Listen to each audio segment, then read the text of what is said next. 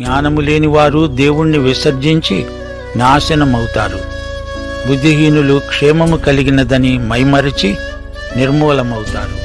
నా ఉపదేశమును అంగీకరించేవాడు సురక్షితముగా నివసిస్తాడు. వాడు కీడు వస్తుందని భయము లేకుండా నెమ్మదిగా ఉంటాడు. ఈ వాక్య భాగంలో జ్ఞానం ప్రతి ఒక్కరినీ ఆహ్వానిస్తున్నది. జ్ఞానము ఒక స్త్రీకి పోల్చబడింది. ఆమె ఆకలిగొన్న వారిని రమ్మని పిలుస్తోంది. వారికి తృప్తితీర అన్నం పెడుతుంది. దాని అజ్ఞానం, మూర్ఘత్వం చెడ్డ స్త్రీ లాంటిది. అవివేకులను పిలిచి వారిని ఆకర్షించి వారిని పాడు చేస్తుంది.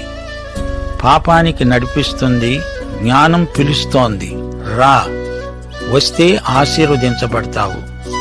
అజ్ఞానమనే దుష్టురాలి దగ్గరికి వెళ్ళావో నాశనమైపోతావు. యువకులకు ఇదొక గొప్ప సందేశం.